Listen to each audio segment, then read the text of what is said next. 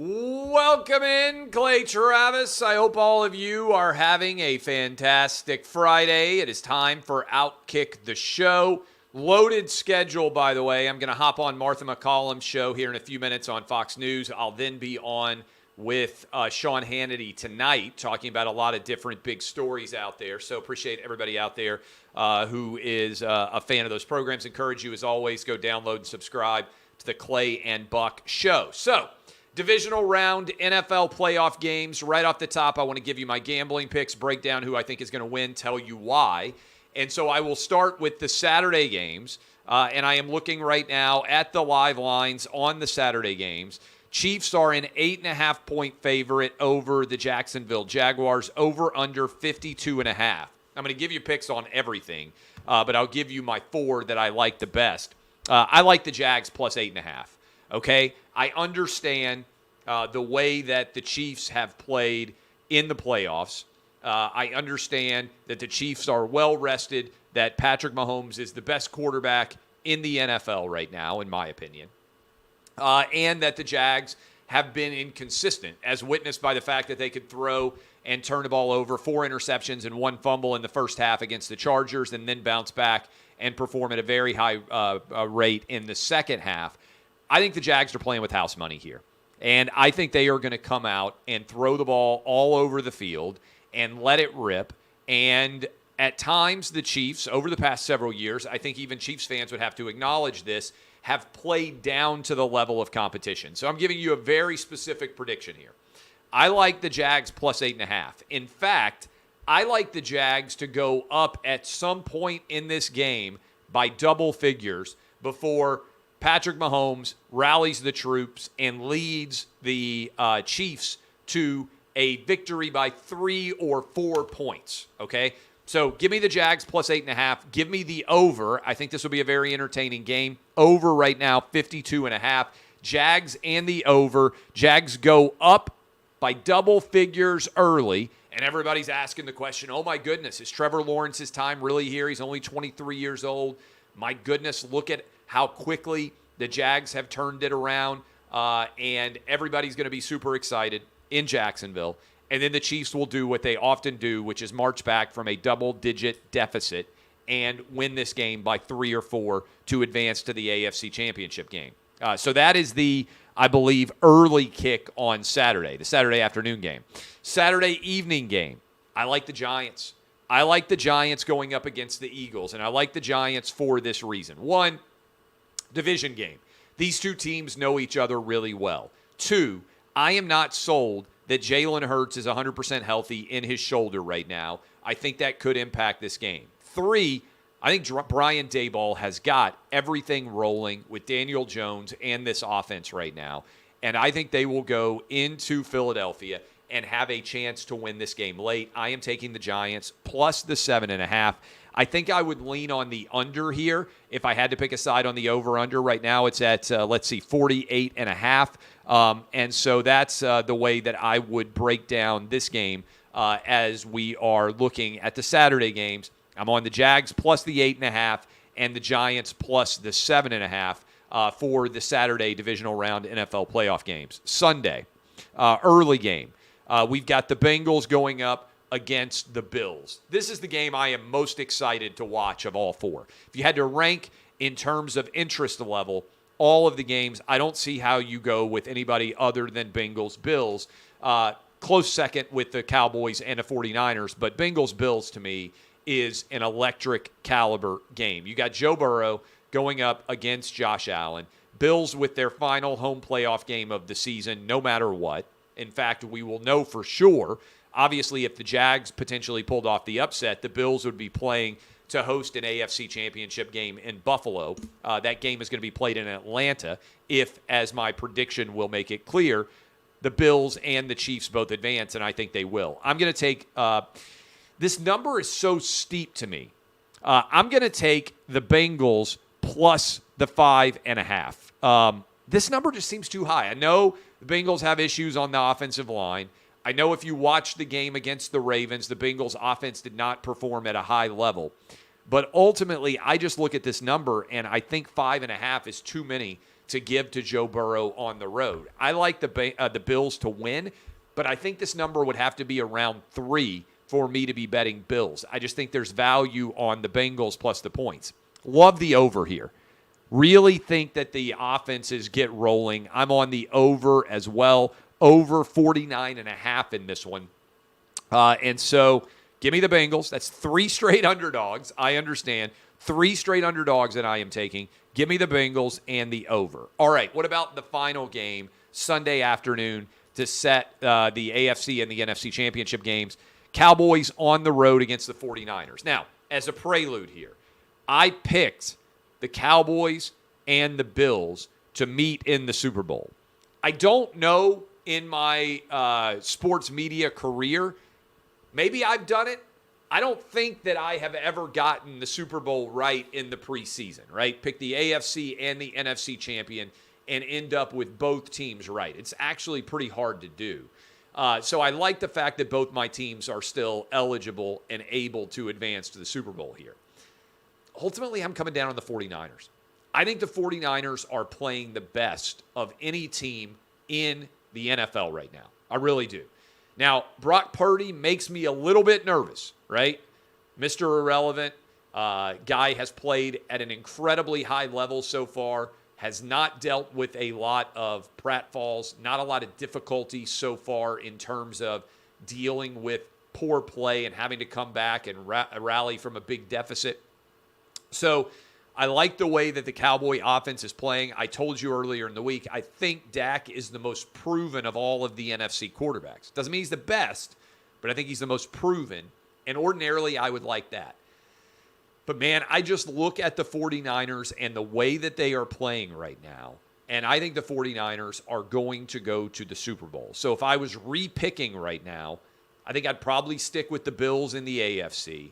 But I feel like the 49ers are going to get it done in the NFC. I like the 49ers to cover this number. All right, so in terms of picks, I'm on the Jags plus 8.5, Giants plus 7.5, Bengals plus 5.5, and the 49ers minus 3.5, along with several different over-unders that I gave out as a part of this analysis as well. If I am correct that the Bills are going to win, but by less than 5.5, and that I like the Chiefs to win, but by less than 8.5, that would mean that the AFC Championship game is going to be played in Atlanta. They have already sold 50,000 tickets for the potential Bills-Chiefs AFC Championship game in Atlanta. And I'm going to put up a poll on this because I'm curious what you guys would say. Do you like the idea of neutral AFC and NFC championship games? Now, I might be a bit embittered here because I've had a bunch of opportunities, 3 in fact, where I have gone to the Titans Stadium and the Titans have had a chance to win a one-home playoff game, just one, and they would have hosted the AFC championship game. So there is zero doubt here that I am embittered over this because the Titans 3 different times as favorites have lost divisional round home playoff games as recently as last year against the Bengals and not been able to host the AFC championship game. But the Titans have been on the road for the AFC championship game in Oakland, in Kansas City, and in Jacksonville. I think I am correct in that. Never actually hosted it. Won one of those down in Jacksonville. I don't dislike the idea of a neutral site AFC, NFC championship game. I really don't. The Super Bowl is always neutral. Everybody's used to it.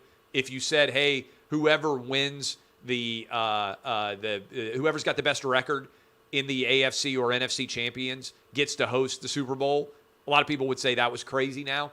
I don't have a problem with a neutral site AFC, NFC championship game. I know it takes away from the advantage that you gain from being a host. I'm more likely, though, to go to a neutral site game than I am to travel to go watch a road game. By which I mean the Titans were on the road in Kansas City. I didn't make that trip. Now, partly that was because I expected for the Kansas City Chiefs to win. But also, it's not a lot of fun to be on the road in the opposing home stadium and have your team lose. And certainly I've done that a lot. And unlike in college where you have a defined area you can sit if you're a fan of a rival team, and I think in college it's kind of more common to have road games and to have people go on the road. I don't really like being a visiting fan in an opposing NFL stadium. It's not as welcoming of an environment. But if you had half the stadium reserved for one NFL team and the other half reserved for the other one, that is a choice that I think I would make. In other words, if the AFC Championship, 2 years ago, a couple years ago, whatever it was, 2019, I guess, or early 2020, I guess it was. In 2020, when the Titans lost to the Chiefs, I would have gone to a city like Atlanta in a neutral site venue to watch that game. Indoors, in a dome, 100%, I would have taken my family and I would have been there. I think there's probably a lot of people like me, and candidly, I bet there's a lot of Bills and Chiefs fans that aren't that upset about the idea of watching their team play in a dome in good weather as opposed to sitting outside and waiting to see what might happen there. So I do think it's an interesting test for the NFL, with the idea being that you could take the AFC and the NFC championship games on the road. Not sure they'll do it, but I do think it's a test, and I'm not necessarily opposed to it. Tony Dungy is under fire. Just getting absolutely crushed right now is Tony Dungy. The woke sports media, a.k.a. the sports media, I could probably just say, is in the process of demanding that Tony Dungy be fired from NBC for sharing his opinions outside of the studio on political issues that they disagree with. In particular, USA Today headline, Tony Dungy shows his true values with hateful tweet that puts transgender kids at risk. I also saw a story, let me go find this one, that I think is interesting, that also went after Tony Dungy and demanded that there be some consequences. I'm done with Tony Dungy and the way the NFL and NBC coddle his right-wing extremism. So I wrote about it. That's The Nation. People are demanding that Tony Dungy be fired. He spoke at the March for Life today. I don't know Tony Dungy personally. I don't have any relationship at all with him. But almost everybody that has played or worked with Tony Dungy is in love with this guy. And what I would point out is there is hardly anyone out there who is demanding that someone with left-wing political opinions be fired and not allowed to talk about sports on television. But left-wingers demand that all the time if anybody doesn't share their political opinions. So look, I stand with Tony Dungy. I am anti-cancel culture. I think everybody should have a right, especially, and this is important, especially outside of their work responsibilities, to be able to advocate for any political opinions they hold true. Look, we're all in some way employees, just about, right? I used to own my own business. Now I don't. I'm an employee. But I have been and own my own business for years and years. And ultimately, most people don't get the opportunity to own their own business. If you don't, then you're all subject in some way to an employment requirements. And I understand. I've argued it for years. If your boss doesn't want you to be political at work, that should be part of your job, right? But outside of work, you should be able to advocate for any political opinions that you hold dear. And that's why I think the idea that Tony Dungy is being attacked is not about the fact that he has political opinions. It's about the fact that he has political opinions that left-wingers trying to police political opinions in sports media are opposed to. And I think this is why they are the tin-pot dictator authoritarians who think that they're on the right side here, demanding that if someone says something they don't like, they shouldn't be able to say anything at all. I 100% am opposed to it. And that ties in with the Provorov fallout. In the NHL, as we've been talking about this week, Ivan Provorov, Philadelphia Flyers, refused to wear a LGBT badge on his uniform, and as a result was attacked vociferously by this, again by the woke sports media. And here is what I believe is shameful right now. the NHL, and in particular the NHL Network, and certainly the NHL Players Association, has all avoided speaking out in favor of Ivan Provorov's ability to make this choice, okay? The NHL Network employs and probably highly pays a guy who said, hey, you need to go back, this E.J. Hradek, you need to go back to Russia. And as I talked about yesterday, and I would encourage all of you to go watch the video from yesterday's show, I said, if E.J. Hradek makes comments like that about someone from Africa, about someone from the Middle East, about someone from Asia, Latin America, anywhere other than a white guy from Europe, he's fired and probably never works in sports media again. So why is he able to say, if you don't have my political opinions, leave this country and go fight in a war and go die, while employed by the NHL? And if he said that about anyone from any other continent, basically in the world, he would be immediately fired. Why is there this disparate treatment? And why has the NHL been unwilling, and even worse, the NHL Players Association, unwilling to stand up for a guy who's been in the United States since he was 13 years old and for his right to be able to share his own opinion? Now, there's a big difference between being forced to advocate for a political position. And this is why I think this is such a crucible moment, such an interesting metaphor in the larger context of the battle out there. Over the last 7 or 8 years, certainly a decade ago or more, the argument that was put out by LGBTQ people was, we just want the right to live our lives. We just want the right to live and be left alone. And I think the vast majority of American public has agreed with that, right? You go live your best life. I'm not going to be looking over your shoulder trying to tell you what you can or cannot do in the pursuit of your happiness. But what has rapidly occurred is that has progressed from, hey, just let us be alone, let us live our lives, let us be happy, to if you don't celebrate the lifestyle choices that we make, you're a bigot. And I can't take that path. I am perfectly fine with gay, lesbian, straight, transgender, whatever your sexual desire is, so long as it is fulfilled with consenting adults. I'm all favor of it. Make yourself happy. But as soon as you say, hey, I have to celebrate your lifestyle choice, that's a big difference. I'm fine with you making your choice, but I'm not necessarily going to celebrate it. And that's why yesterday I was making such a big point about you shouldn't have to wear a jersey that celebrates or suggests that you support anything other than the team's name. I really do believe this. If you are a Quaker and you're opposed to military action, I don't think you should have to wear a military uniform that honors the military. Certainly, if you are not Christian and you don't want there to be a cross on your jersey or something like that, I don't think you should have to wear that. And if certainly I wouldn't wear a BLM logo on my shirt because I think BLM is an awful group that has directly led to thousands of deaths that wouldn't have otherwise occurred as a result of their demonization of police. And I think they've been a destructive force in America. You don't have to agree with me. You could wear a BLM patch.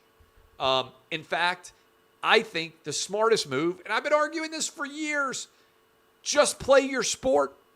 NHL, Major League Baseball, NBA, NFL.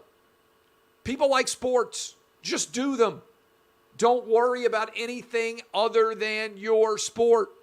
That unites everyone just by existing. If players want to endorse political opinions outside of work, I'm all in favor of it. Just like I'm defending Tony Dungy's ability to speak at the March for Life, everybody can have the right to advocate for any political causes they hold dear. That's the great thing about being in America. But I don't know why the teams or the leagues feel the need to drag themselves into political controversy. I think it's dumb. This is my last book, Republicans Buy Sneakers Too. Michael Jordan was right. There's no reason to alienate anyone if you don't have to. That's my thoughts on Provorov and the continued fallout. Jaden Rashada. You guys paid attention to the Jalen Rashada details? Jaden Rashada was evidently, according to published reports, offered $13 million over 4 years to play at the University of Florida. He's a top quarterback from California. Initially, I believe, was committed to Miami. Now is kind of having a star-crossed, tumultuous recruitment process. He's now been let out of his letter of intent and is no longer going to play at Florida. From a football perspective, it appears Graham Mertz, who used to play at Wisconsin, is going to be Florida's quarterback this year. The Billy Napier era is off to a messy start. But the fallout here is it appears there was a arrangement, a relationship that was reached that wasn't able to be culminated in this contract. And so Jaden Rashada is back to being a free agent. I think this is a black eye for Florida Gator athletics. But also, this is the challenge that's going to come from NIL. If you promise athletes things that they are seeking, and then you cannot deliver that for them, it is going to be a massive issue going forward. Now, positive on NIL. I saw Stuart Mandel share this, and it's a good stat. NFL draft early entries. These are underclassmen and college graduates with eligibility remaining. In 2019, there are 135 kids who left college early. In 2020, 115. In 2021, 128. In July of 2021, NIL goes into effect, and there were only 100 early entries in 2022. And now in 2023, just 82 early entries. Just want you to think about this for a moment. Is NIL actually keeping higher quality football players in college longer than it would if NIL did not exist? That data that Stuart Mandel just shared would suggest that the answer is yes.